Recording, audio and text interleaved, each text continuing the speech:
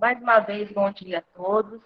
O meu nome é Raquel, eu faço parte da equipe da Sociedade Brasileira de Psicanálise e Evolução Existencial dos polos de Juiz de Fora e de Barbacena. E é um prazer para mim estar aqui com vocês, ter recebido esse convite para estar apresentando esse evento para vocês. Gostaria de agradecer, né, à SBPE pelo convite, também aos nossos patrocinadores. A psicanalista Fátima Godoy, aos residentes em psicanálise Arlete Teixeira, Ivana Curati, Ruth França e Franciele Santos. E também ao engenheiro eletricista Diego. Além desse simpósio, gente, a gente também oferece o curso de formação em psicanálise clínica, grupos de estudos, terapias e outros eventos. Vocês podem estar acompanhando, né, ter mais informações pelo nosso Instagram. Você pode, se você ainda não segue, você pode nos seguir lá, é o @psicanálise.juiz de fora. Então, vamos começar o nosso evento de hoje. O seminário hoje, a gente vai falar sobre o terapeuta ativo. E quem vai ser a nossa mediadora é a Amanda Nascimento. E eu vou fazer uma breve apresentação dela aqui e vou passar a palavra para ela, tá? A Amanda, ela é formada em Direito, com especialização em Marcas e Direitos Autorais, psicanalista em formação, terapeuta integrativa, professora de Direito, convidada pelo ICET de Barbacena, e também atua com cursos e palestras de autoconhecimento. Então, Amanda, é com muito prazer que eu passo a palavra para você. Você pode iniciar o nosso seminário. Desejo a todos uma manhã de muita aprendizagem, muito aprendizado para todos, tá? E qualquer coisa, eu estou aqui à disposição acompanhando o evento. Sejam todos bem-vindos. Amanda, fique à vontade para estar iniciando, tá?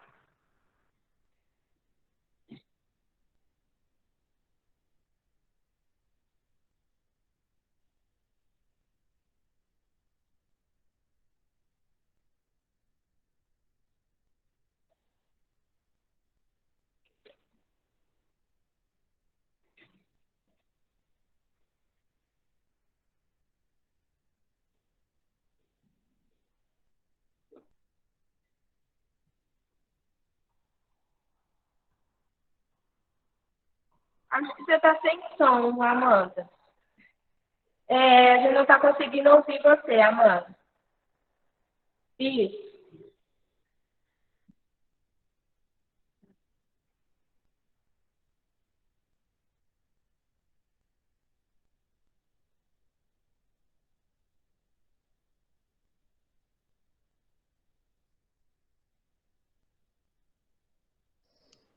Agora vocês vão me ouvir.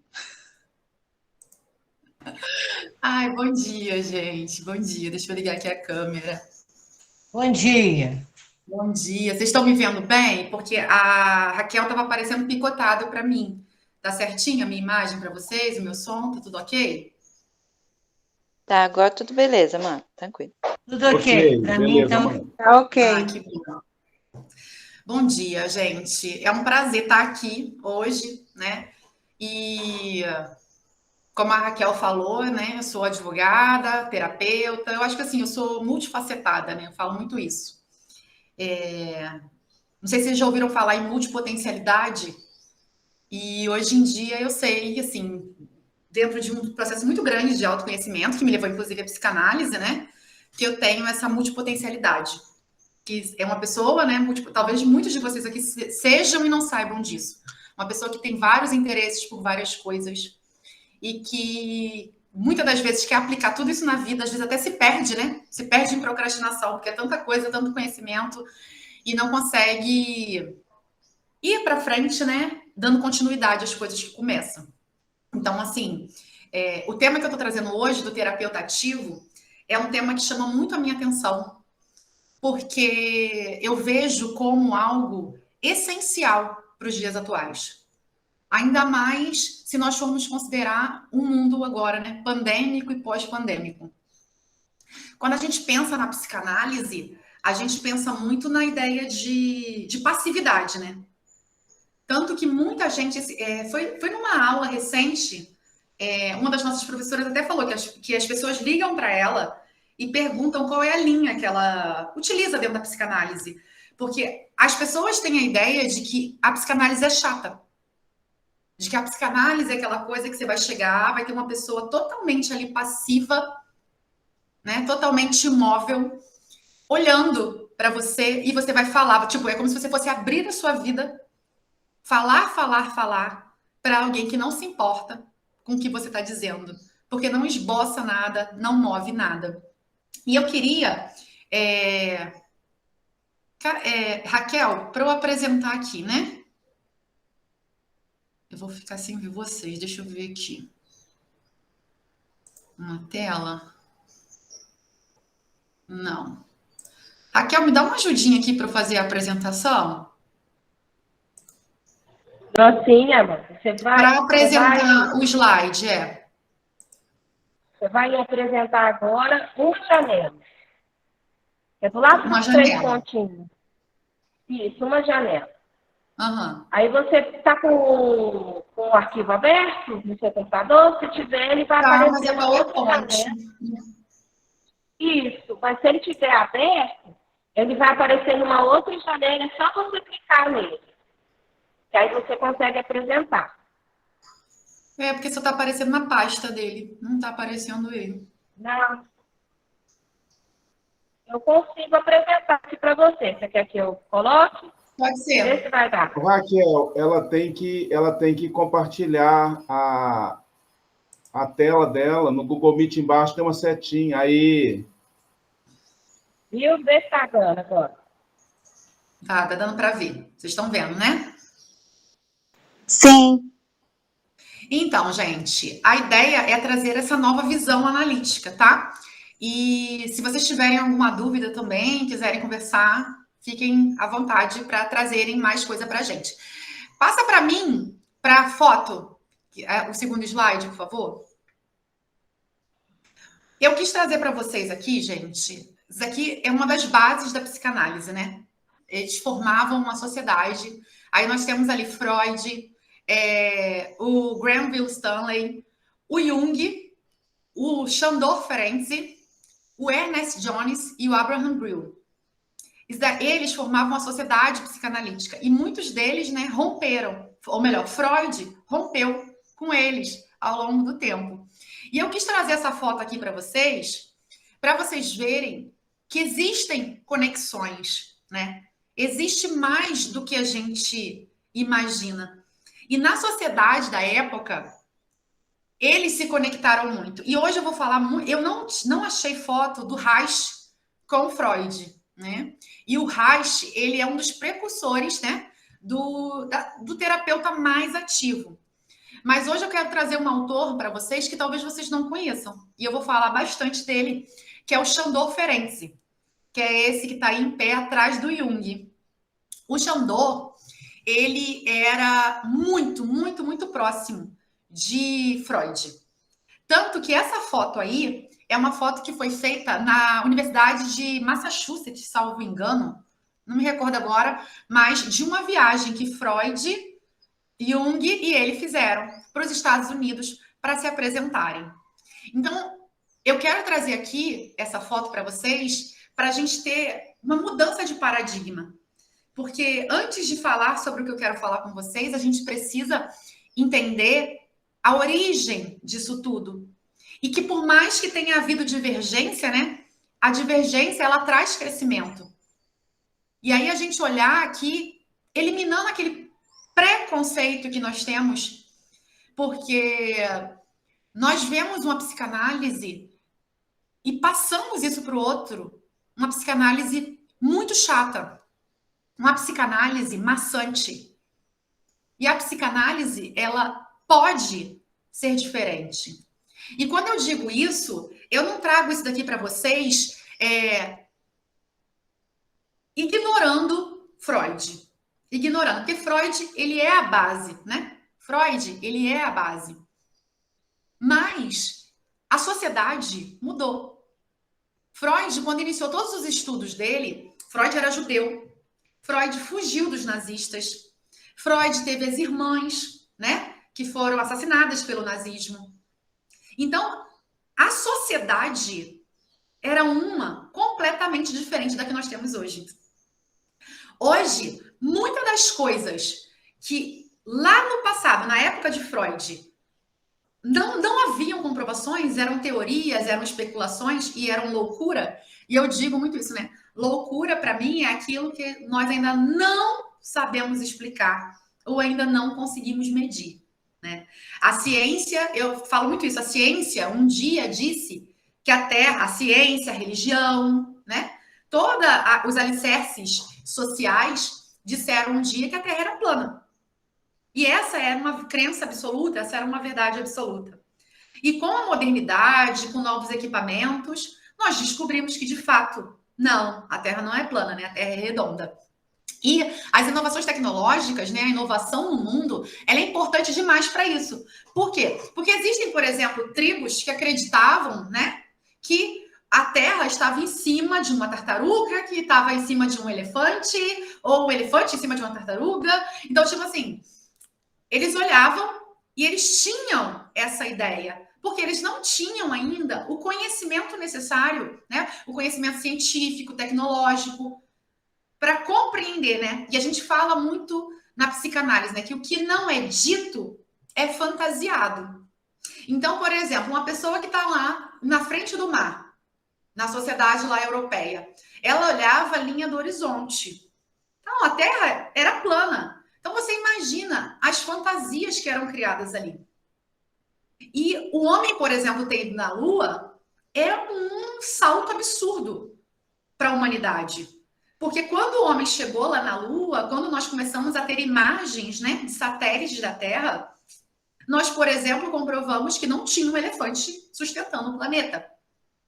Nós comprovamos, né, por A mais B, que de fato ali era um círculo. A planeta Terra, ele é redondo. E muita coisa vai sendo desconstruída ao longo das transformações, né, sociais. Quando a gente pensa no direito, o direito, ele acompanha a sociedade, ou deveria acompanhar, né? Ou deveria. Por quê? Porque o direito, ele é feito para suprir necessidades sociais. A grande questão é que as leis, elas surgem após um comportamento. Então, muitas coisas acontecem para que seja necessário fazer uma lei. Então, a lei não vem antes do hábito, né? Ela não vem antes do comportamento da pessoa. Então, nada acaba conseguindo acompanhar esse ritmo de evolução social. Hoje a gente está o quê? Em mais de 8 bilhões de pessoas? Então, naquela época, quando o Freud trouxe todo esse conceito, né, de inconsciente, de ego, ele tinha essa ideia de criar uma teoria, né? De criar uma prática ali que fosse deixar ele na história. Só que nós, como seres humanos, né? E o próprio Freud traz isso, nós temos esse ego. Somos egóicos, né? Temos um ego muito grande. E essa foto aqui, para mim, daí, gente, a minha percepção, né? Claro, me mostra um ego imenso presente aqui. Um ego em que pessoas que trouxeram fatores para agregar e não desconstruir, pessoas que tinham uma visão mais à frente e que amavam a psicanálise, queriam que a psicanálise crescesse, simplesmente foram removidas, né, da psicanálise. Jung criou a psicologia analítica, né? Chandor Ferenczi, ele continuou psicanalista, mas dentro das pesquisas dele, e os dois, né, falavam muito dessa questão da terapia ativa. E é interessante que o próprio Freud, ele, se vocês forem ler os estudos dele, ele usou métodos heterodoxos em vários casos, né? Então, ele trouxe muito também uma atividade. Apesar de existir todo um padrão de comportamento que foi listado ali, e que fique claro aqui, gente, que eu não estou indo contra os padrões psicanalíticos e as bases psicanalíticas. O meu objetivo aqui com vocês, com essa palestra, é trazer um pensamento mais moderno e contemporâneo, né? Para a psicanálise.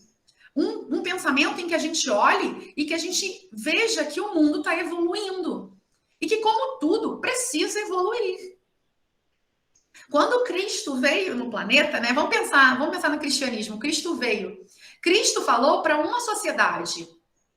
Nós temos hoje, qual é o livro que foi construído ali? Foi a Bíblia. E a Bíblia, ela traz o quê? Parábolas, metáforas, e que estão baseadas naquela época, para aquela sociedade, que foram ditos para aquelas pessoas. E com a nossa evolução social, a gente não pode abrir a Bíblia e pegar aquilo ali ao pé da letra.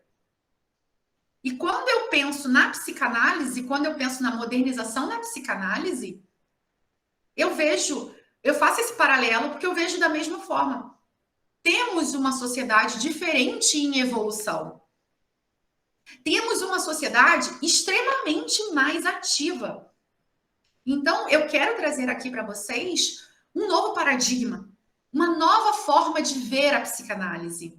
Não para você largar as bases da psicanálise, mas para que você use as bases psicanalíticas como alicerce para uma nova coisa também, sabe? Para uma construção. Porque não adianta nós termos uma base que foi construída e foi mantida sem uso ou sem nenhum tipo de cuidado e aperfeiçoamento ao longo dos anos. Peguem uma casa, vão construir uma casa.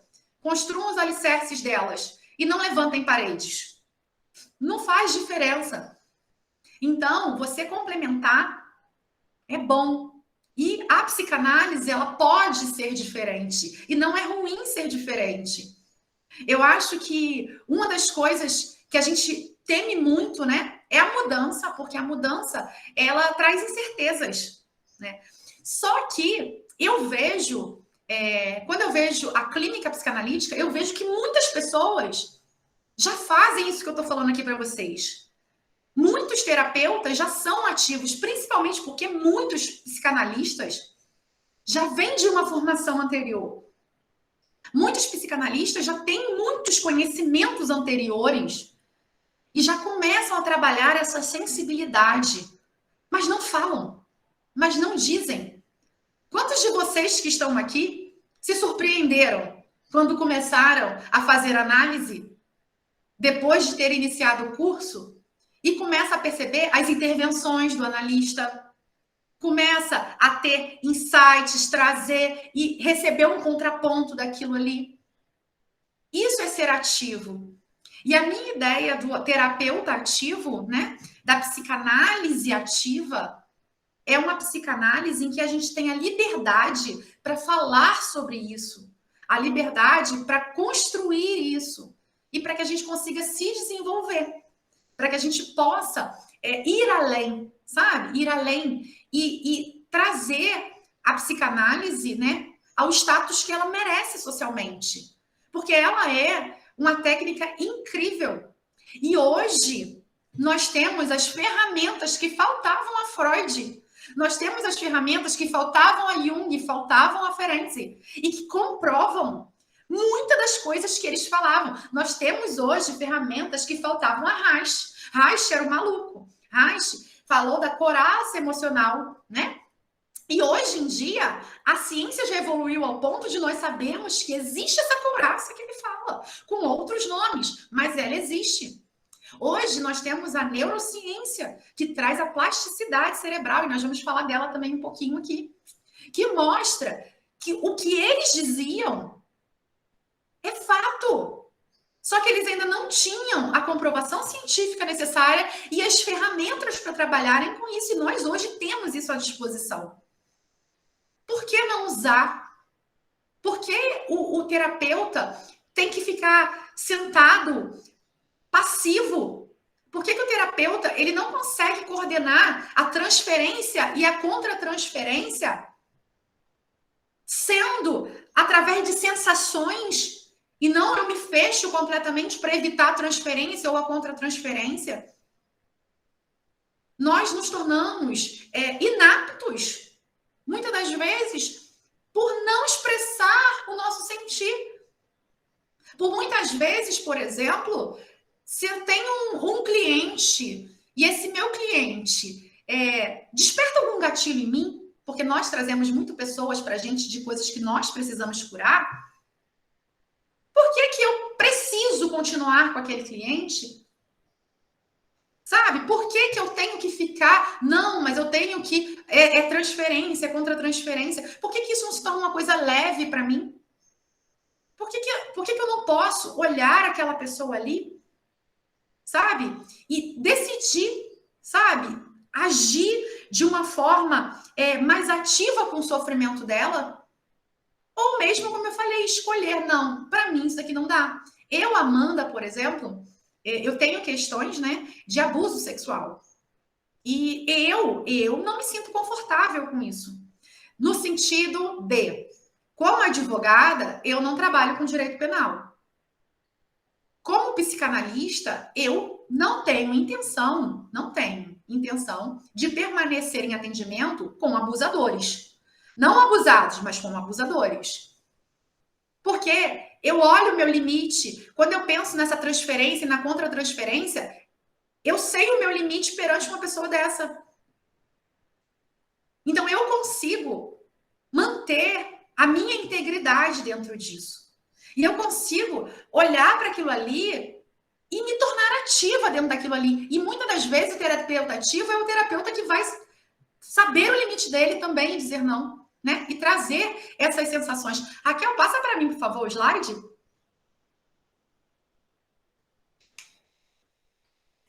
Hoje, gente, como eu estou falando com vocês, a ciência, ela já mostra para gente que o nosso corpo, ele guarda marcas.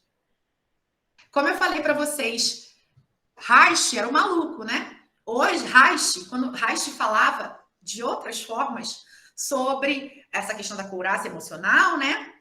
O músculo, as emoções que ficam armazenadas na musculatura. Ele fala sobre a importância, né, de você observar o analisando, observar o seu paciente, porque às vezes ele está dizendo uma coisa, mas a imagem corporal dele é outra, completamente diferente daquilo ali que ele está dizendo. E hoje, por exemplo, o Reiki é uma terapia alternativa, né? É uma terapia que a gente falaria sobre o equilíbrio dos chakras. E Reich trouxe isso com outros nomes, mas seriam esses pontos, né, energéticos que seriam os chakras. O Reiki hoje, ele é aceito pelo SUS para tratamento. A constelação familiar de Bert Hellinger hoje é utilizada juridicamente. Hoje existem especialistas que fazem constelações familiares, constelações sistêmicas dentro do fórum. Percebe como as coisas vão evoluindo e o que antes era dito loucura, hoje começa a ser introduzido na sociedade? Então, hoje nós sabemos com certeza que o nosso corpo, ele realmente guarda marcas emocionais. São tensões musculares. Nós temos todo um processo bioquímico no nosso corpo. Enquanto seres humanos, nós somos seres integralmente bioquímicos. Somos seres sensitivos, somos seres sensíveis. E nós temos uma coisa que eu já deixo aí para vocês também pesquisarem, né? Sobre o complexo reptiliano. Nós temos esse complexo R, o complexo reptiliano, que seria a parte do nosso cérebro, e Jung fala disso quando ele fala sobre o inconsciente coletivo, que são essas informações, os arquétipos que nós vamos trazendo desde a origem, né? Desde a origem da humanidade. São conceitos que a gente não precisa muitas das vezes ter aprendido ou ter ouvido, simplesmente estão armazenados na gente, né? Então, o complexo reptiliano, o nosso cérebro reptiliano, ele está ali desde os nossos primórdios.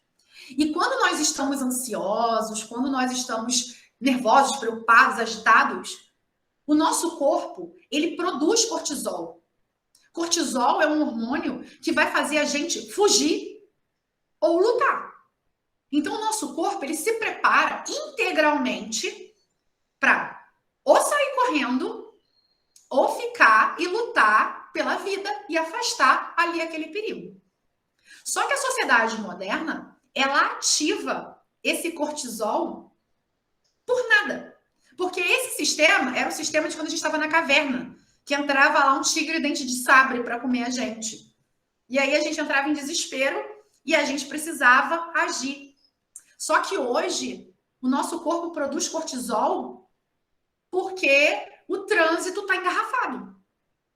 O nosso corpo hoje produz cortisol porque eu queria ir para a praia e o tempo está fechado.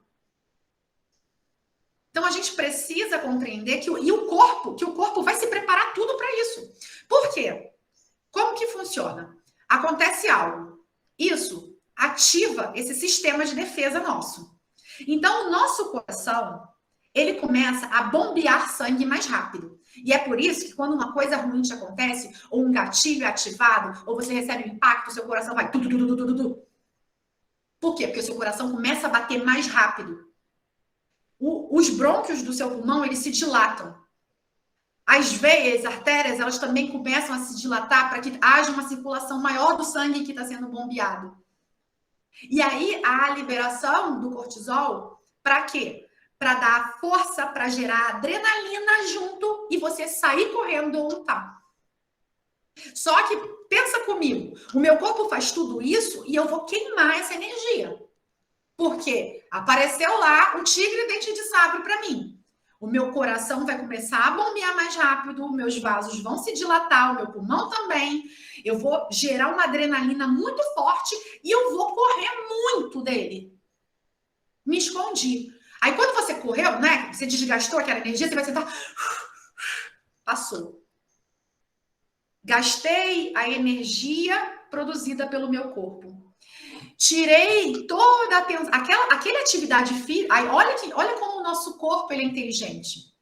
Quando eu corri ou quando eu lutei, eu movimentei o meu músculo, eu movimentei o meu corpo.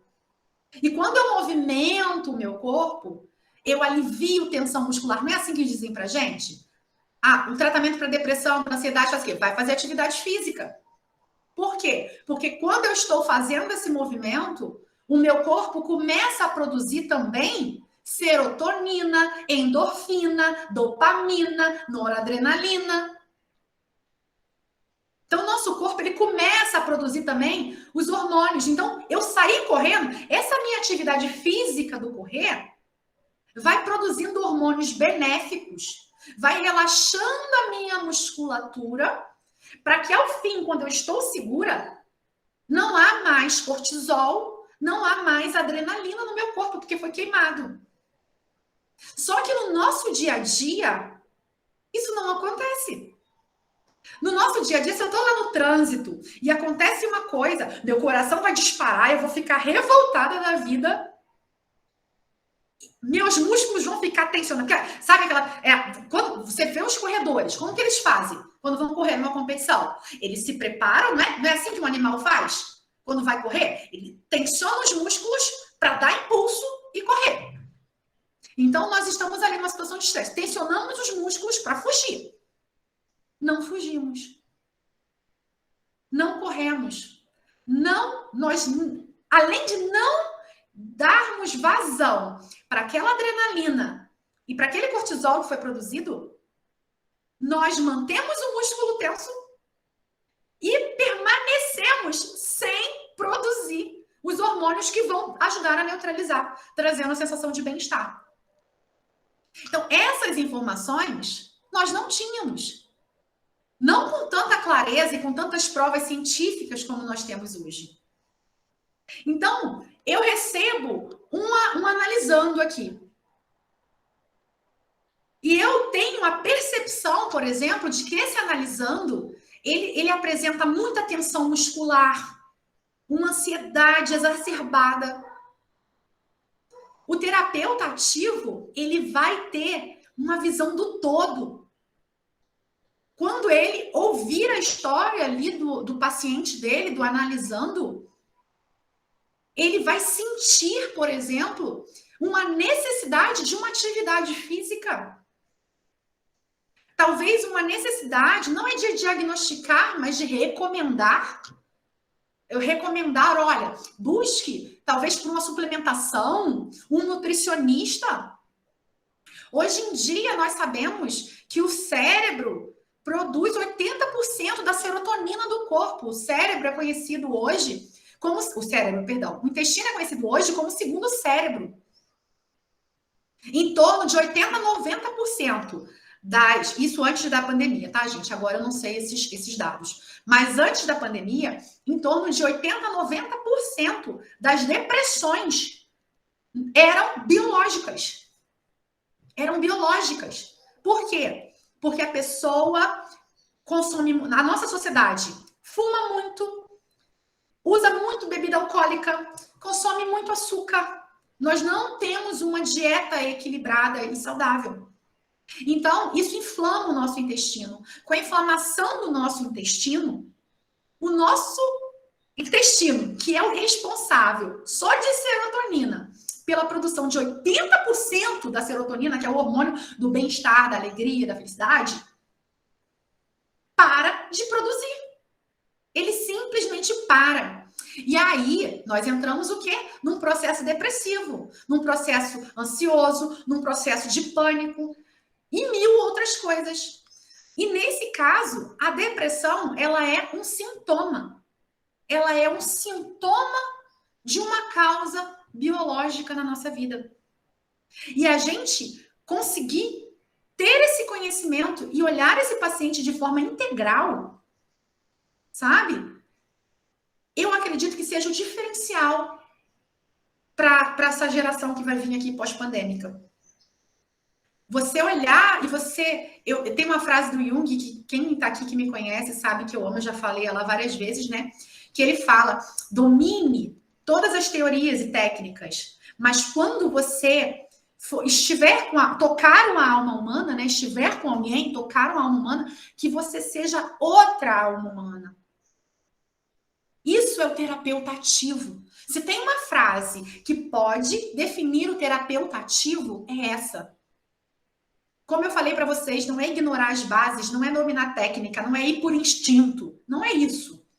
Não é isso. É se sentir, mas não agir por um instinto, por impulso descontroladamente. É ter sabedoria e organização nisso. Porque o terapeuta ativo é esse. Ele estuda, ele conhece, ele domina as técnicas. Ele sabe a teoria. Mas ele sabe que ele está lidando com um ser único, com um indivíduo único. O imperador Marco Aurélio, ele disse que quando uma pessoa morre, isso entristecia demais ele, porque era um universo único e complexo com o qual ele deixou de travar contato e com o qual ele nunca mais poderia travar aquele contato. Então, são seres únicos. As pessoas que chegam para a gente, elas estão ali nuas e necessitadas de um trabalho completo. E necessitadas de que sejam olhadas ali como a alma que são, como diria Jung, né? Como a alma que são. Porque nós já vivemos num mundo, gente, de números. Um mundo em que nós nos sentimos números. Para o trabalho, para o nosso chefe, nós somos só números. Para um lugar onde a gente estuda, para talvez um grupo de amigos, nós nos sentimos números. E temos vários complexos aí da nossa história toda. E aí você chegar num lugar e você se sentir mais um número. E mais um número, porque o que está disponível para a gente usar não está sendo usado. Raquel, amor, tu passa para mim, por favor?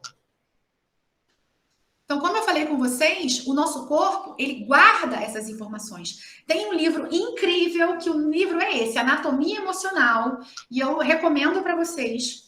Esse livro, ele é fabuloso, eu tenho até ele aqui, ele é do Kahneman. Ele fala ele faz aqui os desenhos. Esse é um dos desenhos do livro que vocês estão vendo aí.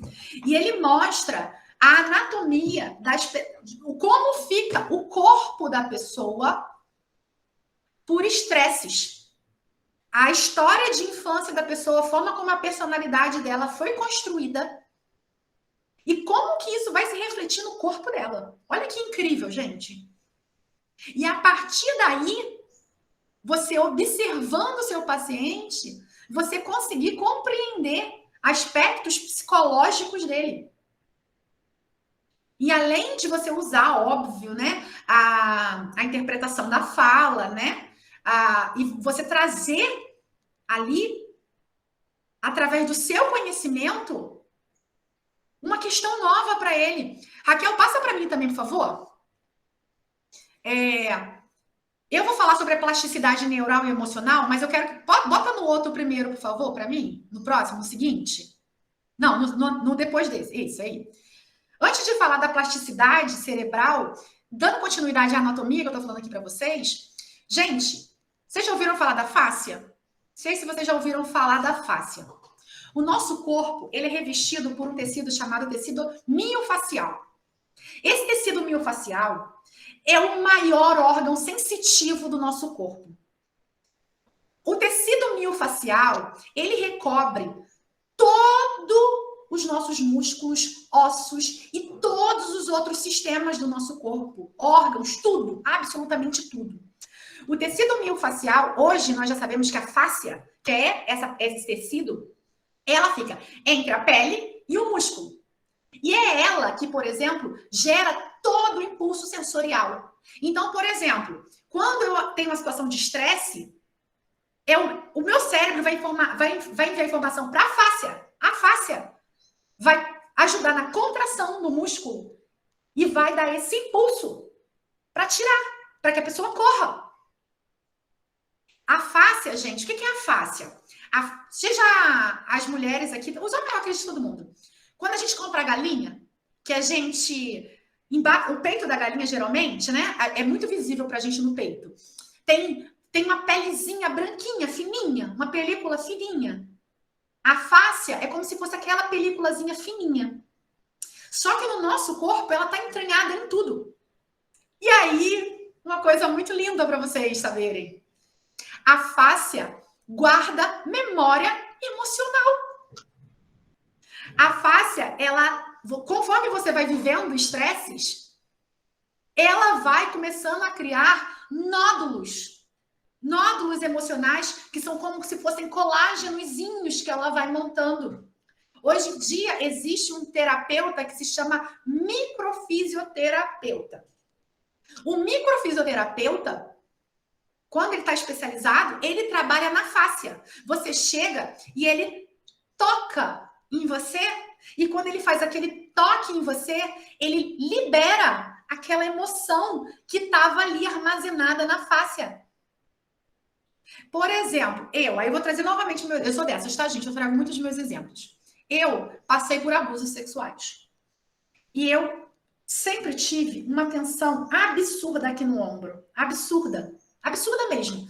De me dar dor de cabeça, porque é como se prendesse as minhas veias e não circulasse.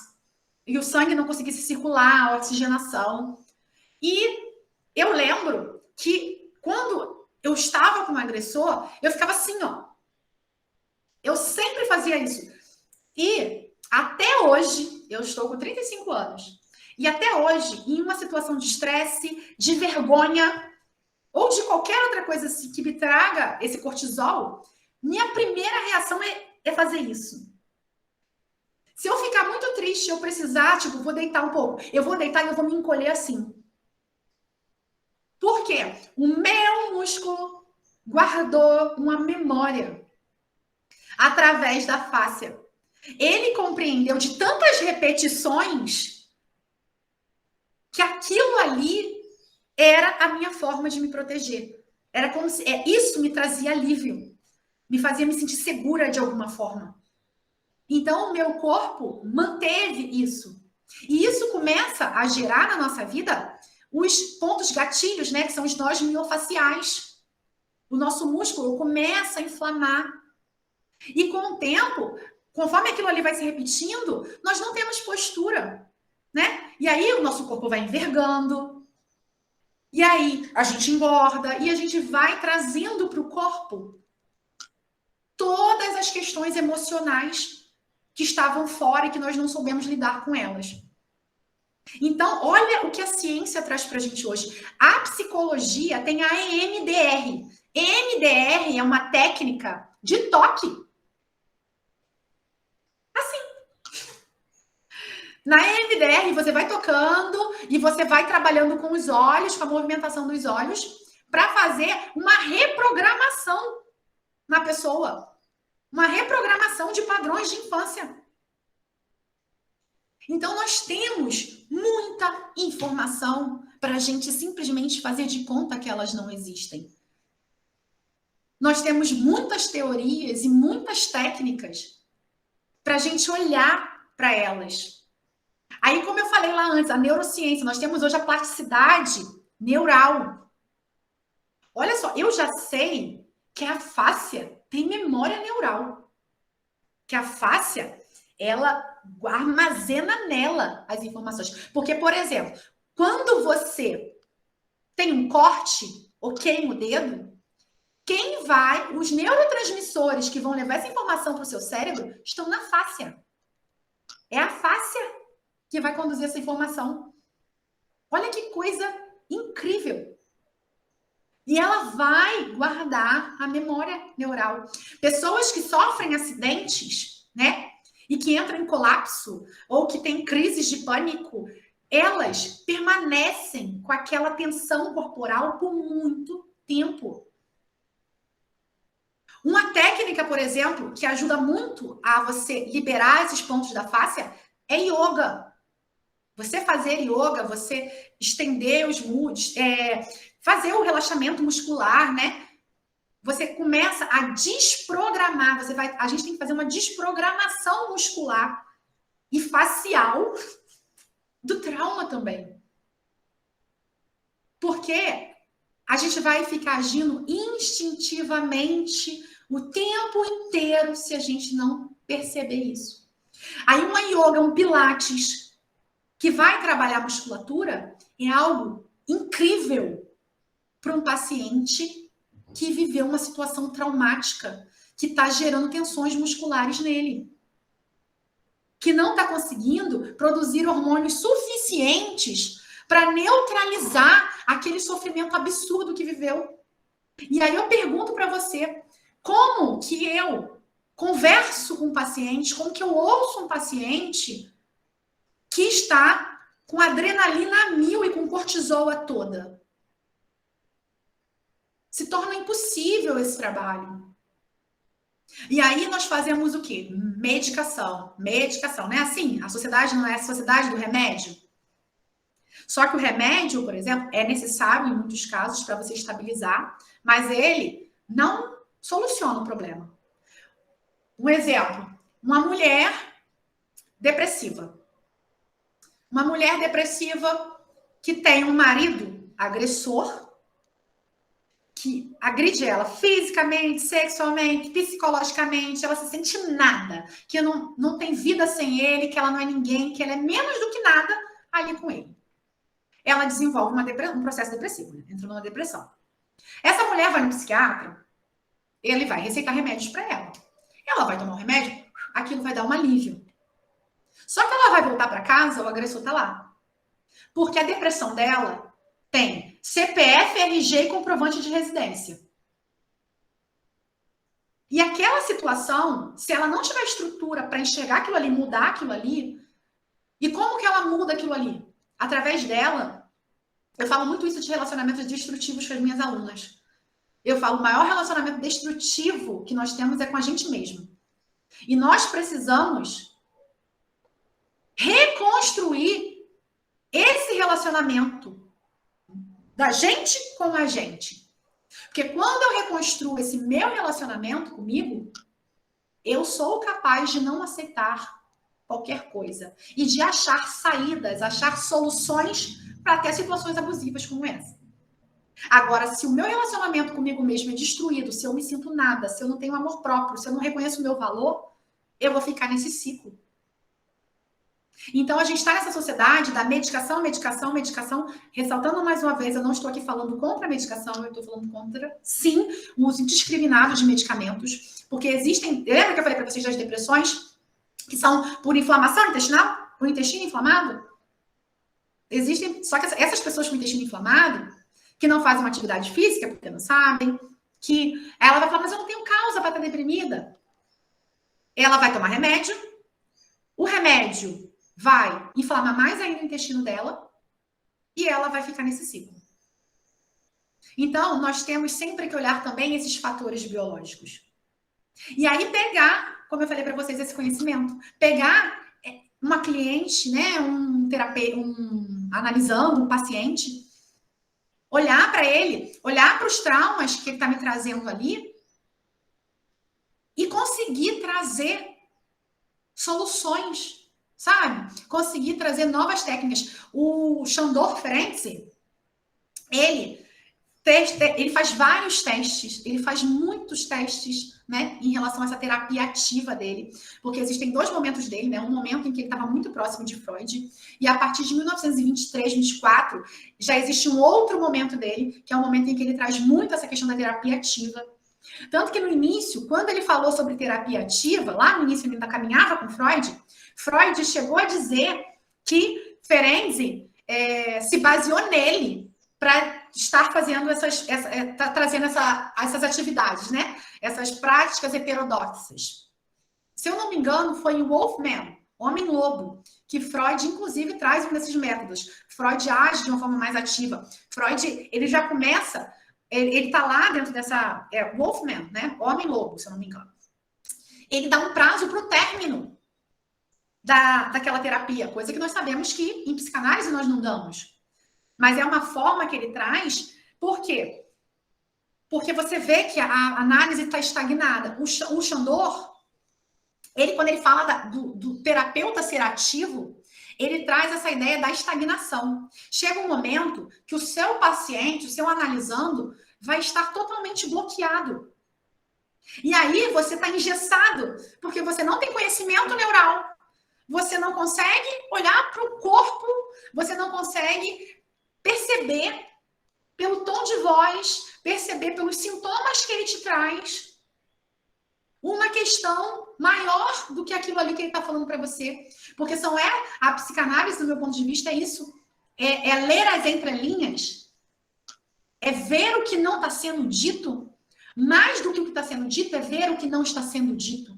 É pegar aquilo que está sendo expressado verbalmente, com o que está sendo expressado fisicamente. Isso é uma análise.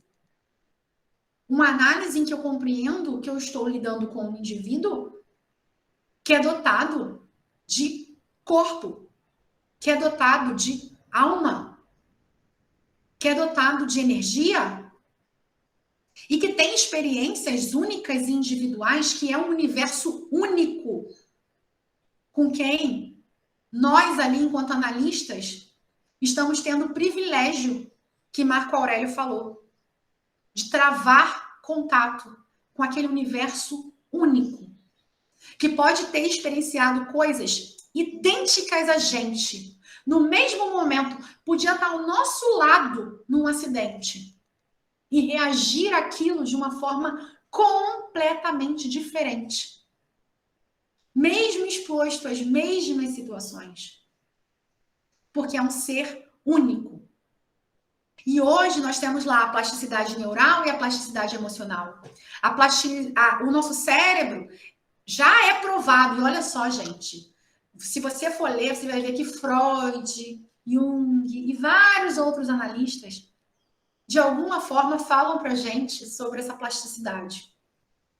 Apenas não tinham ainda a comprovação que nós temos hoje, o avanço científico que nós temos hoje disso. O que é plasticidade neural? É o nosso cérebro fazer novas conexões.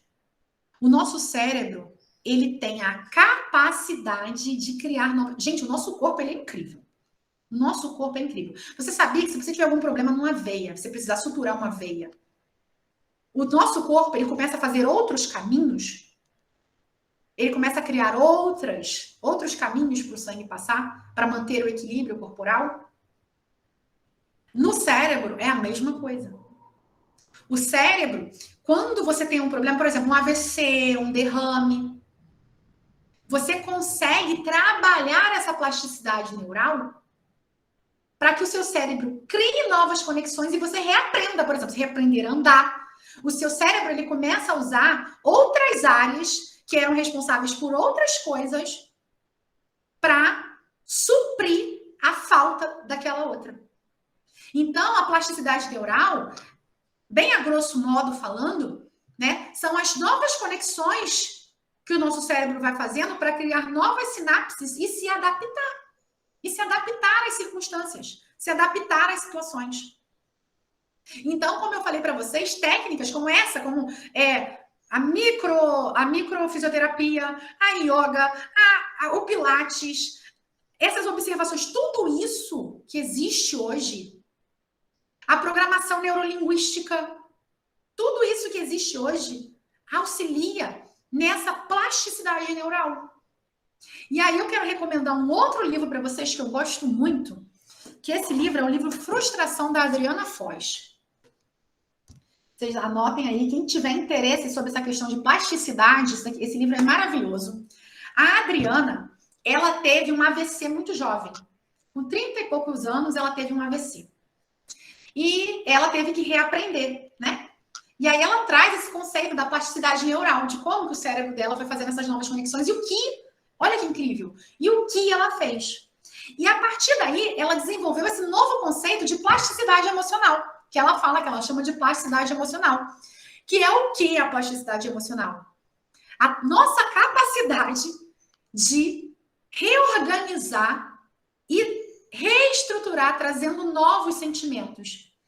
Então, no momento de muita tristeza, a plasticidade emocional, ela vai me auxiliar a mudar esse sentimento, a criar novas circunstâncias que vão me ajudar a trazer novos sentimentos para mim. Percebe como assim, como isso está intimamente ligado à plasticidade neural, né, à plasticidade cerebral? Porque a partir daí eu crio novas sinapses. Augusto Cury, ele fala que as questões traumáticas que nós vivemos criam janelas no nosso cérebro, que ele chama de janelas killers. Killer é assassino, né? São janelas assassinas, em inglês. Então, essas situações traumáticas, elas criam essas janelas. E essas janelas, não sei se vocês sabem por que são janelas killers, janelas assassinas. Mas, para quem não sabe, se chama assim porque elas não só geram toda essa questão muscular, hormonal, traumática que eu falei para vocês, como elas matam as memórias boas. Percebe? É por isso que nós lembramos muito de memórias traumáticas. Se eu parar para você agora e falar assim, olha só, eu quero que você pense agora numa pessoa que te fez muito mal, numa coisa muito ruim que te aconteceu. Provavelmente, só de eu falar isso, vocês já vieram várias pessoas aí na sua cabeça. Vários estresses, várias circunstâncias. E assim, ó, enquanto eu não estava nem terminando de falar, você já estava percebendo isso. Agora, quando eu falo para você, pensa num momento que te fez muito feliz. Um momento, assim, muito bom. Provavelmente o seu cérebro vai ter que caminhar um pouco mais para trazer essa informação.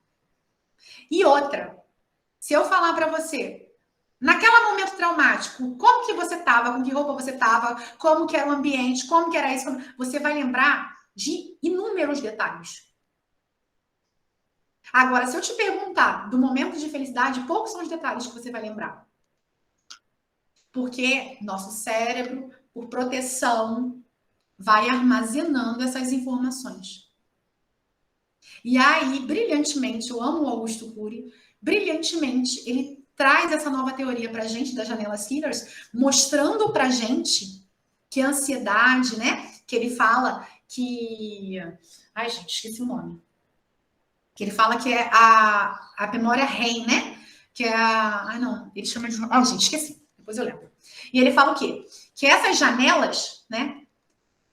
Vão, através dessa ansiedade, de todo esse processo emocional, vão matando as memórias boas. E conforme ela vai matando as memórias boas, a pessoa vai perdendo as conexões neurais dela. Ela vai diminuindo a atividade.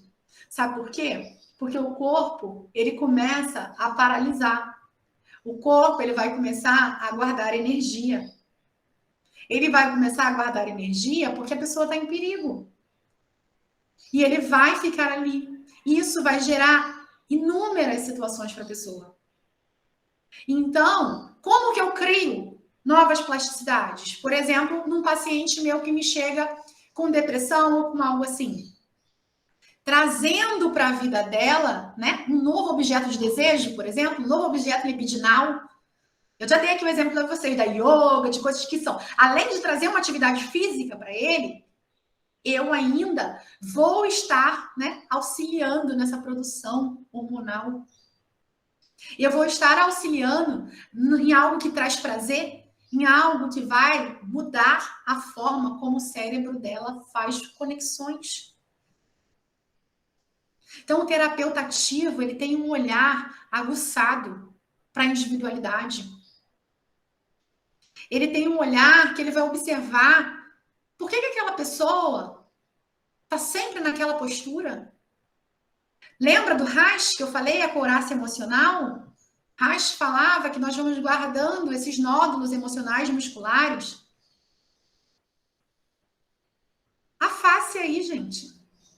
A face, ponto gatilho, tá aí. Já provado pela ciência. Mas ele era maluco. Ele era louco. Então, numa sociedade que está evoluindo... Raquel, pode passar, por favor.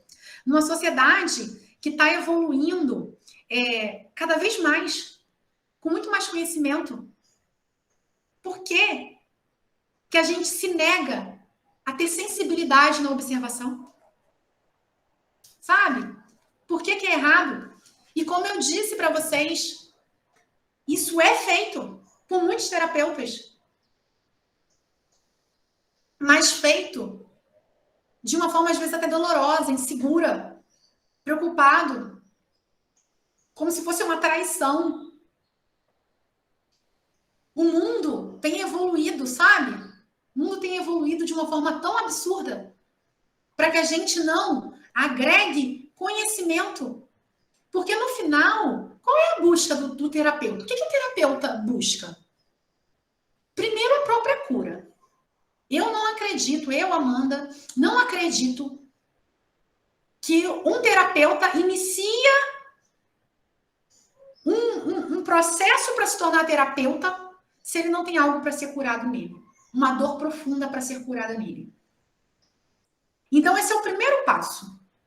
Antes de eu ser uma terapeuta ativa com o meu paciente, com o meu analisando, eu preciso ser a terapeuta ativa de mim mesma. Estar sensível a me observar. Eu trouxe aqui o exemplo para vocês das minhas tensões musculares. Um outro exemplo que eu tenho para dar para vocês, quando eu sinto dor, eu tenho cólicas menstruais muito fortes, então eu tendo a sentir muita dor. Quando eu sinto dor, o meu marido, minha filha já sabe. Por quê? Porque eu balanço a perna, como se num processo de meninar. É literalmente, eu sei que eu estou meninando. E aquilo me gera um alívio. Olha só, movimento corporal, produção de hormônio, atividade física e que ainda se conecta, né, com uma questão emocional minha, do bebê sendo minado, sendo acalentado. Então, a sensibilidade na observação é isso. Eu amo pimenta. Desde criança eu como pimenta. Eu gosto de pimenta. Não sei se você sabe, mas geralmente a pessoa, quando está com ansiedade e com alguma questão, tende a comer o quê? Muito doce, não é? Muito chocolate. Porque o chocolate é um exemplo clássico do que ajuda a produzir serotonina, endorfina no seu organismo, que são os hormônios que trazem a sensação de felicidade e bem-estar. A pimenta produz em torno de 10 vezes mais serotonina do que o chocolate. Percebe como a informação ajuda no autoconhecimento? Eu compreender que quando eu sinto uma necessidade louca de comer pimenta, pode parecer loucura, mas é assim minha vida, gente. É porque eu já sei que eu estou numa situação de estresse. E qual é a memória que o meu corpo desenvolveu para a situação de estresse? Come pimenta, porque a pimenta vai te ajudar nessa produção assim, assim, assim, e você vai se sentir melhor. Isso é inconsciente. E é assim que muita gente come chocolate compulsivamente. Porque vai produzir o mesmo... Aí o corpo fica assim, ai, que vontade de comer um doce. Ai, que vontade de comer um chocolate. Por que isso, gente? Pelo mesmo motivo. E aí vem sensibilidade de me observar. Porque se eu não me enxergo, eu não enxergo o outro. Se eu não me observo, eu não observo o outro. Se eu conheço técnicas, se eu domino técnicas e domino teorias das quais eu não aplico na minha vida, eu não tenho capacidade e habilidade para lidar com o outro de uma forma satisfatória. E como eu falei para vocês, eu imagino que assim como eu, muitos que estão aqui que fazem a psicanálise, que entraram nesse processo para se tornar terapeuta, iniciaram no processo de autocura. De curarmos a nós mesmos primeiro. Porque a partir do momento que eu sinto, que eu me olho com empatia, que eu me olho com compaixão, que eu observo o meu comportamento, que eu me observo, tá lá na merda. E alguém perguntar, tá tudo bem? Eu, tá ótimo! Tá tudo muito bem. E por dentro, eu estar um fiasco, destruída. Eu passei por um processo depressivo severíssimo entre 2013 e 2016, um processo depressivo suicida. E que as pessoas hoje sabem porque eu estou falando como eu falo agora aqui para vocês. Porque nem as pessoas mais próximas de mim sabiam. Porque eu era mestre na arte de disfarçar. Eu estava destruída, mas eu sorria, eu era engraçada, eu era a alegria e a diversão da minha roda de amigos. Mas por dentro, eu morria de vergonha, porque eu achava que eu não tinha motivo. Eu tinha uma filha linda, eu tinha uma profissão, eu tinha um marido incrível. Eu tive questões de infância, como os abusos que eu falei para vocês, tive, mas teve gente que, eu ficava assim, teve gente que passou por coisas muito piores do que eu. E eu negava aquilo, eu estava em processo de negação, eu não tinha sensibilidade de me observar, de olhar para mim. E a minha cura, e hoje eu falo desse meu processo, da cura da depressão, se deu a partir do momento dessa sensibilidade da observação. E eu comecei a ver que, assim como eu, muitos universos únicos e particulares, que a gente chama de pessoa, do outro, também estavam com feridas profundas por dentro e sorrindo para mim por fora. E um terapeuta passivo, o nome já é um nome feio, né, gente? Terapeuta passivo. Ele pode entrar na omissão. Ele pode entrar num processo em que, ao invés de trazer relaxamento da angústia, despertar ainda mais angústia. Então, você ter sensibilidade na observação não é você se tornar um místico, você se tornar um médium, um paranormal ou qualquer outra coisa. Não é você se desvincular das bases psicanalíticas. Mas é você se despir do preconceito. É o preconceito religioso. E eu falo preconceito porque tudo isso daí é crença. Tudo isso, o que são crenças? Crenças são coisas nas quais nós acreditamos. A sociedade é baseada em crença. Ponto. A sociedade é baseada em crença. Temos crenças construtivas e crenças destrutivas. E é isso. Crença não é o demônio. Crença não é ruim. Mas a crença que te paralisa, aquilo que você acredita, que você é capaz e que você merece, é exatamente o que você é capaz e o que você merece. Então, olha agora, eu convido vocês que estão aqui a olharem para vocês quem vocês são. Quem você é. Quem você é e não é o ego. Quando eu pergunto quem você é, não é o ego. Quem é o eu? Quem eu sou o meu ego? O meu ego é Amanda Caroline.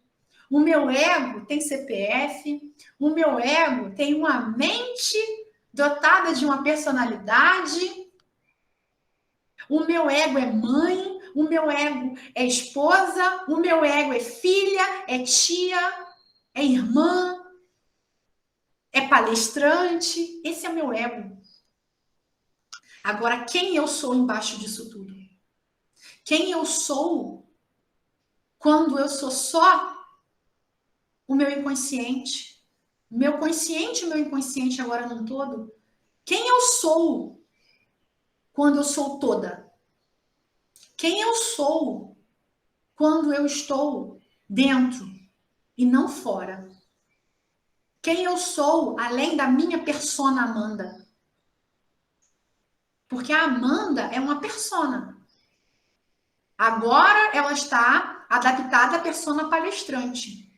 A Amanda é uma persona. E se eu não tiver sensibilidade ativa e observatória para identificar no meu paciente o ego, a persona, a máscara que ele está me trazendo, e sou incapaz, inclusive, de enxergar a minha, de vestir, inclusive, a minha persona de terapeuta ali dentro da clínica analítica, como que eu vou conseguir auxiliar alguém a transformar a vida dele? Transformar a vida dela ali. Como que eu vou ajudar essa pessoa a transformar? Se eu sou incapaz de observar, ou se eu me sinto insegura de aplicar o que eu sei, ou se eu sequer reconheço o meu valor enquanto terapeuta. Então, o externo começa do nosso interno. Como eu falei na pergunta que eu fiz para vocês, quem você é? Quem você é por baixo desse seu CPF? O que você acredita que é capaz? Essas são respostas essenciais para um terapeuta ativo. Porque são respostas essenciais para a humanidade. Só que só fazem as perguntas corretas os terapeutas que já se perguntaram e já conseguiram a resposta para si mesmos. Então, gente, para finalizar, pode passar o último slide, Raquel. O que eu queria trazer para vocês é isso. Trazer que a terapia pode ser diferente. A terapia, ela pode trazer novos paradigmas. A terapia, ela pode ser leve. A terapia, ela pode ser louca. Porque lembra? O louco é tudo aquilo que eu ainda não sei explicar. O louco é tudo aquilo que ainda não foi cartesianamente colocado pela ciência, pela matemática ou qualquer outra coisa. Então, a terapia, ela não só pode, como ela deve ser diferente. Assim como a psicologia, a psiquiatria e todas as outras áreas evoluíram em conhecimento, por que a psicanálise não pode também? Sabe? Por que a psicanálise não pode fazer isso? Por que nós temos que continuar nos limpando com sabugo de milho se já existe o papel higiênico, gente? A modernidade está aí para ser usada. Então, vamos mudar. Vamos usar todo esse conhecimento teórico que nós temos para trazer novos ares sem medo, sabe? Trazer novos ares, por quê? Porque a psicanálise, como toda outra terapia, ela precisa de alguém que esteja ali se importando com aquele universo particular da outra pessoa. Se importando com quem a pessoa é, com a história da pessoa. E cada pessoa vai ter uma forma diferente. Então, se todos os outros crescem, evoluem, olham as necessidades sociais, por que a gente não pode? Por que a gente tem que fazer isso, sabe, como se fosse algo errado, escondido? Vamos mudar esses paradigmas, porque o nosso objetivo é trazer, no fim de tudo, né, um relaxamento da angústia. E a gente precisa começar da nossa angústia, para que a gente realmente consiga fazer uma terapia diferente, gente. Gente, gratidão, muito obrigada. Eu espero que vocês tenham gostado. Espero que eu não tenha trazido Espero que eu tenha trazido muito para vocês pensarem. De verdade, mas muita coisa para vocês pensarem, né? E que eu tenha conseguido abrir portas. Eu falo muito assim, nada do que eu trago é verdade absoluta. É a minha experiência, é o que eu acredito, é a forma como eu conduzo. Então, peguem tudo isso daí, sabe? E pesquisem, não acreditem em mim. Não acreditem, sabe por quê? Porque hoje eu estou dizendo isso para vocês e eu vou continuar estudando. E pode ser que mês que vem, isso para mim já não seja mais válido. Ou que eu tenha agregado outras coisas. Então, não acreditem em mim. Peguem o que faz sentido para vocês e cresçam. Porque um dia eu vou ouvir vocês e eu vou aprender com vocês e eu vou crescer com vocês, com coisas que vocês desenvolveram também, sabe? Então busquem, porque o conhecimento, ele liberta. E a gente pode fazer diferente. Muito obrigada, gente. Foi ótimo, viu? Ah, que bom. Fico muito feliz, muito, muito feliz. Gente, vocês podem ficar à vontade para falar, tá? Se tiver alguma dúvida... Então, eu já vou ser abusada. Eu sou... eu sou assim, tipo... né? Gosto de fazer um monte de coisa ao mesmo tempo. Já estou estudando, não paro de estudar, continuo estudando e não paro. E esse conhecimento, assim... E eu costumo falar tudo, mas ao mesmo tempo a gente não sabe nada, porque conforme, né? Cada dia é uma coisa diferente. Conforme foi falado agora no final, a gente vai aprendendo um com o outro, é na prática mesmo, né? É interessante. Mas foi ótimo, assim, gostei demais, tá bom? Obrigada. E o nosso cérebro, ele expande, né, gente? O conhecimento é a única coisa que não é tirada da gente. A gente pode escolher não usar ele, mas depois que você expande, não volta. A consciência não volta. Mais alguém, gente? A Beth levantou a mão, a Beth já falou? Ô, Amanda. Oi. Demais. Maravilhoso, tá? Tudo que você falou pra gente. Muito obrigada. Sempre é bom demais. Eu tinha umas perguntas até para te fazer, mas eu acho que nem vai dar tempo, porque talvez alguém tenha alguma pergunta aí. Que você falou a respeito, né, de diagnóstico, né, de medicação. Eu tenho até dúvidas a esse respeito. Eu estou fazendo um curso também de psicopedagogia. Então, a psicanálise fala um jeito, a psicologia já fala de outra maneira. Então, tem uns assuntos que eu gostaria até, assim, de uma outra oportunidade de poder tocar com você esse assunto. Eu não sei se você atende em outro lugar, se você vai dar outra palestra para a gente, eu não sei. Eu vou botar aqui no bate-papo o meu @ do Instagram. Que aí vocês podem me procurar lá, quem tiver interesse, e a gente pode conversar. Se tiver alguma dúvida, alguma coisa particular, e eu puder ajudar, vai ser um prazer. Eu espero poder fazer outras palestras, com certeza, porque vocês já perceberam, né, que eu gosto de falar. Né? Eu adoro falar. Eu sou uma geminiana nata, né? Eu adoro. Mas aí vocês podem me procurar lá, se vocês tiverem alguma dúvida.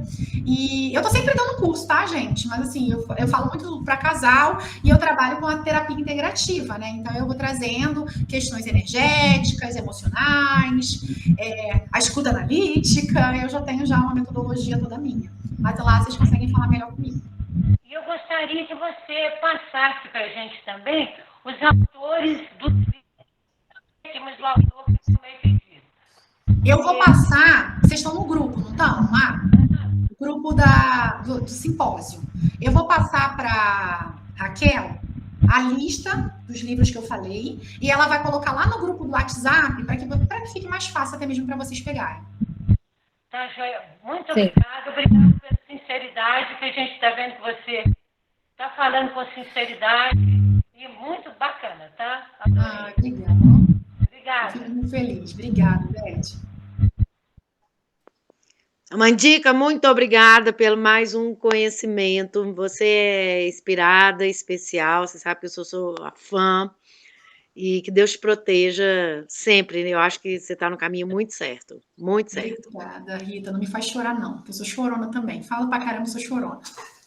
Você é especial. Amanda, muito bom, viu, Amanda? Também adorei. Tá de parabéns. Você, como sempre, fala muito bem, brilhou. Estrelinhas, estrelinhas para você. Gratidão. Adorei. Gratidão. Só agrega pra gente cada vez mais conhecimento. Muito gratidão, bom, adorei gente. saber. Fico muito feliz, Obrigada. de verdade mesmo. Mais alguém? Podemos encerrar? Ô, Amanda, eu quero te agradecer também. Desculpa, Devi. Eu quero te agradecer também. Porque me ajudou bastante hoje. Tudo isso que você me falou, que você trouxe, nossa, me ajudou muito. Já foi um prazer estar apresentando, né? E receber tanto conhecimento. Então, eu quero te agradecer por tudo que você falou, né? Todo o conhecimento que você trouxe. Tá? Muito obrigada. Depois eu vou dar um recadinho pro pessoal. Mas, ô Denise, pode falar, desculpa. Que isso, Fia? Amanda, eu estou maravilhada com as coisas que você falou. Assim, parece assim que eu tô me descobrindo nas coisas que você falou, sabe? Como eu amei. Foi de muita, assim, preenchimento mesmo, de conhecimento. Nossa, eu amei mesmo, viu? Obrigada, eu amo você. Muito obrigada. Sônia, levantou a mão.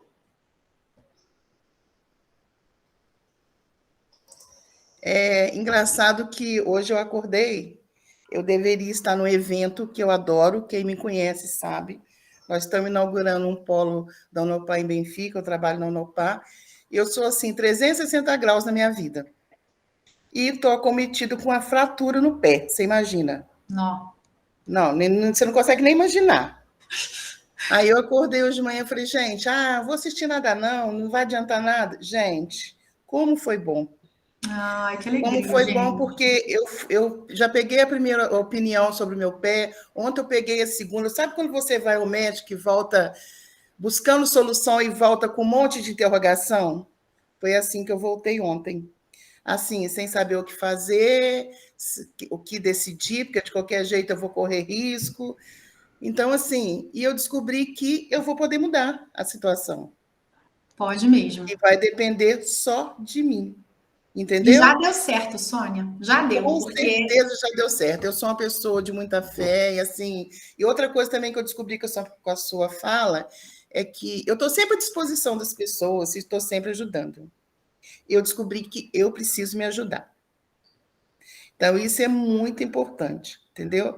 Assim, e a sua fala foi assim muito boa, é muito compreensiva. Assim, a gente não precisa nem fazer força para entender.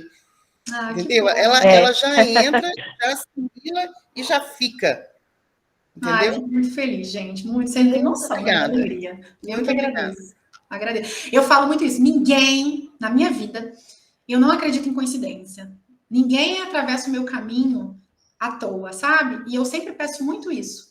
Que intenciono, na verdade, né? Não peço, mas intenciono de que entre na minha vida pessoas com as quais eu possa colaborar com o meu conhecimento e que elas possam também colaborar com a minha vida, para que seja gerar esse círculo, sabe? Essa troca gostosa. Então, assim, ninguém que está aqui está por acaso. Eu tenho certeza disso. Então, assim, eu agradeço mesmo, de coração. Eu concordo com você, porque eu acho que o universo ele tem as energias. E quem busca é você. Então, assim, as coisas acontecem porque tem que acontecer. Você é que tem que estar em condição de receber o que o universo traz para você. E, às vezes, todo o cuidado que você falou hoje é o cuidado que nós temos que ter, de nos conhecer. Tudo que os médicos me falaram, eles podem ter falado porque eles têm conhecimento científico, mas quem sabe de mim sou eu. Exatamente. E não somos diagnósticos, né? Não somos o nosso diagnóstico. Isso é muito importante também a gente saber, né? Nós somos seres únicos e capazes de muito mais do que a gente imagina. Por isso que a gente tem que imaginar grande, pensar grande, porque o pensamento, ele cria, né? E aí a gente tem força para realizar, concretizar. Ivan? Oi, Amandinha. Oi, amor. Que alegria te ouvir, te ver, né? Esse momento aqui tão importante da nossa escola, né? Que a Fran e a SPPE está proporcionando. Então, assim, olha, eu estou no sábado letivo em 2 escolas, mas ao mesmo tempo cheio de coisa para fazer. Sábado de manhã tem que fazer tanta coisa, mas eu não podia deixar de participar. Eu estou desde o princípio ouvindo, fazendo uma coisa ou outra, e naquela multifuncionalidade que você fala que você é e eu também sou.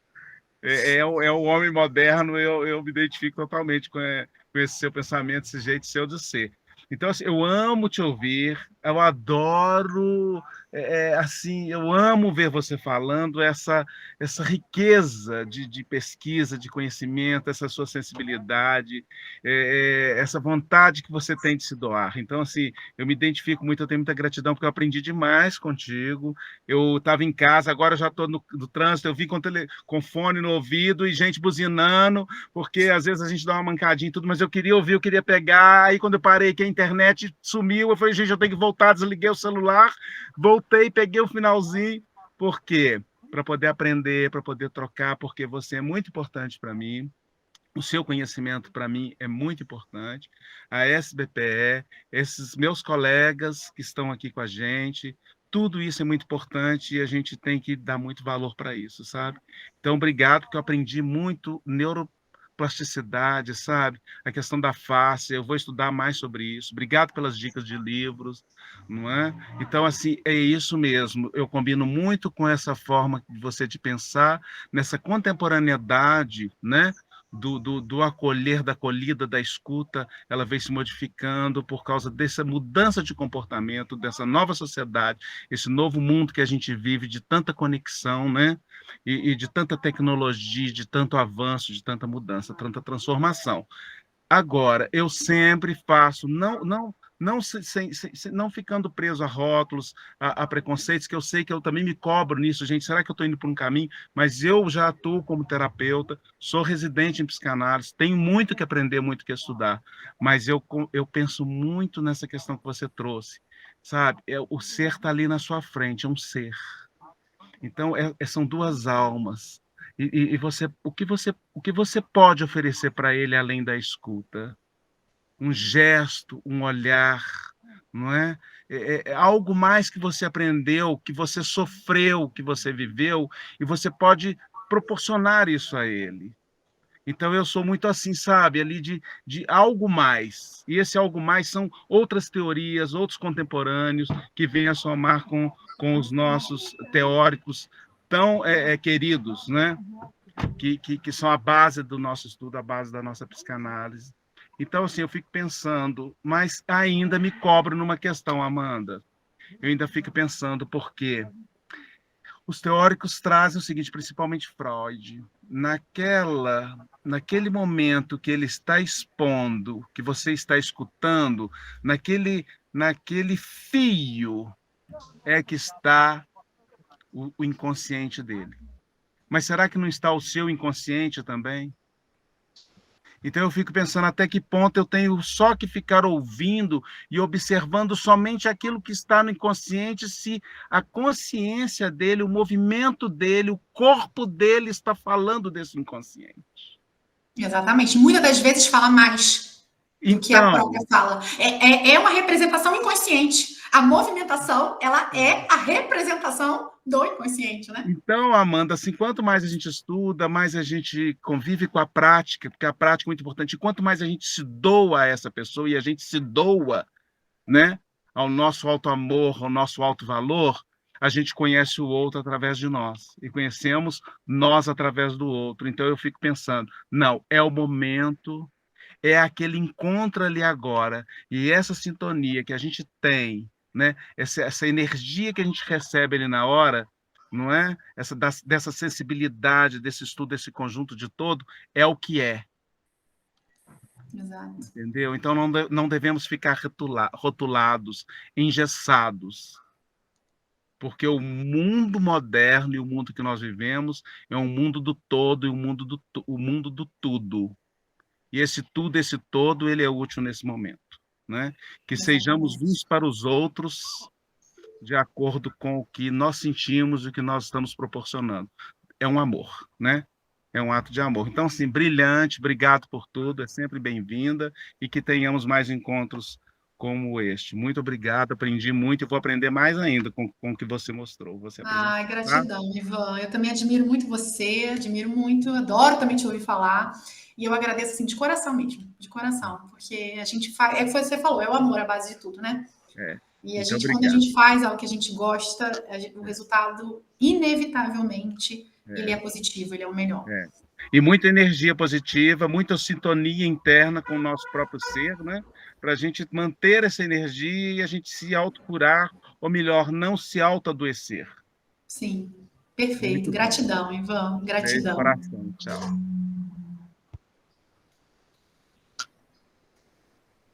Sônia? Amanda, só complementando, você já falou a palavra gratidão.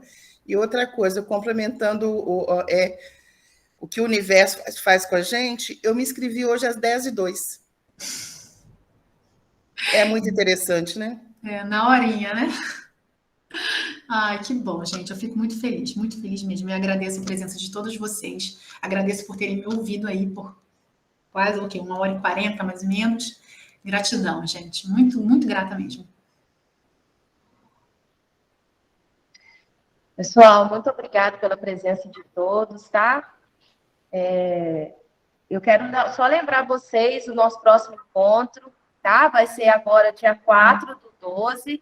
Vai ser com a nossa psicanalista residente, Arlete Teixeira, com o tema Estresse, como envelhecer sem ser velho. Então, eu espero vocês, tá? No próximo encontro, vou estar aqui junto com vocês, né? Se Deus permitir, tá? Estarei aqui com vocês, tá?